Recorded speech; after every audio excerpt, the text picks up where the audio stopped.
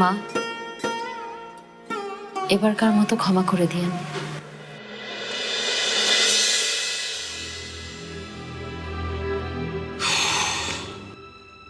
স্বামী যে কেন এগুলো করে আমি আসলে বুঝি না। তুমি বুঝতে পারছো না ভাইয়া, আমাদের মন যেন অন্যদিকে ঘুরে যায়, সেই জন্যই করছে। তো বিয়েটা তো তোর ভাবিই ভাঙছে। আমি তো এখনো বলছি যে যদি জেনির সঙ্গে কথা বলে। আমি বাইরে আছি, পরে কথা বলছি। আমি সবাই ঠিক করে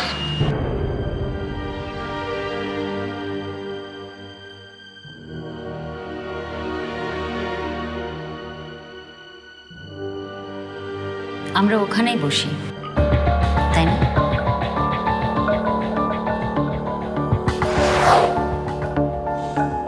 এটা সাপের বিষ, এক ফোঁটা খেলে নিমেষে দুনিয়া থেকে চলে যেতে হবে। তোমার বিয়ের দিন আমার শেষ দিন হবে যেন।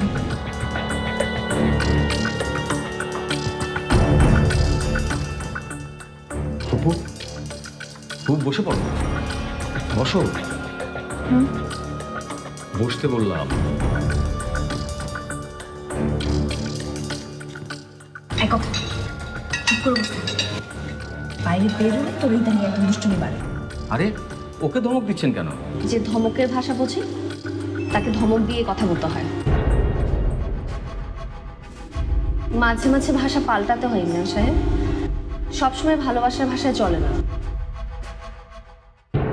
ভাষা পাল্টাতে হয়, ভাষা পাল্টাতে হয়। কি হয়েছে আপা? কই কিছু না। কি খাবি তোরা? তোমরা যা খাবে।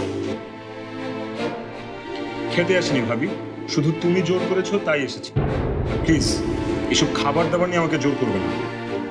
আজকাল তো তোমরা যা ইচ্ছে হচ্ছে সবকিছু আমার উপর জোর করে চাপিয়ে দিচ্ছ। মায়েরা যখন সন্তানকে জোর করে কিছু চাপিয়ে দেয় সেটা সন্তানের ভালোর জন্য করে রবিন। হ্যাঁ, সেটা তো আমি দেখতেই পাচ্ছি। আমার যে কত ভালো হচ্ছে তা তো আমি জানি। মায়েরা কি ভুল করতে পারে? পারে। মায়েরাও ভুল করে, মায়েরাও অপরাধ করে, পারে না? হ্যাঁ হ্যাঁ হ্যাঁ, ভুল তো করতে পারে, অপরাধও করতে পারে, কিন্তু সবার তো বুঝতে হবে সে কেন করছে। সন্তানের অমঙ্গল হোক সেটা তো কোনো মাই চায় না, তাই না? আর অন্যের সন্তান? অন্যরাও তো কোনো না কোনো মায়ের সন্তান, তাদের অমঙ্গল চাওয়া যায়? উফ, তোমরা যে কি শুরু করলে! রাতের খাবার খেতে এসেছি, খেয়ে বাড়ি যাব। আর এখানে তত্ত্ব আলোচনার সময় কোথায়? এখানে ভালো কি পাওয়া যায়? আমি তো আগে কখনো আসিনি, তোমরা এসেছো? আসেনি, কিন্তু এখানকার কথা শুনেছি আর কি। শুনেছি এদের স্যুপটা খুব ভালো হয়, তাই না? মা জানে এই রেস্তোরাঁর কথা? মা আবার কবে এলো এখানে?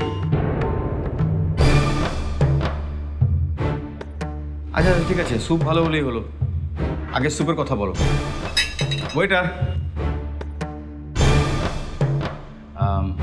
সবাইকে স্যুপ দেন এখন, আর বাকি খাবার আমরা পরে বলছি। অন্য কিছু না খাস, স্যুপটা অন্তত খা।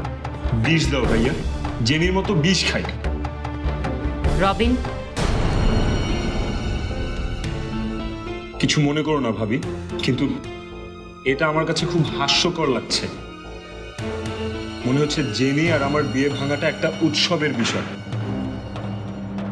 আর আমরা সেই উৎসবের আনন্দ করতে, মজা করতে এখানে খেতে এসেছি।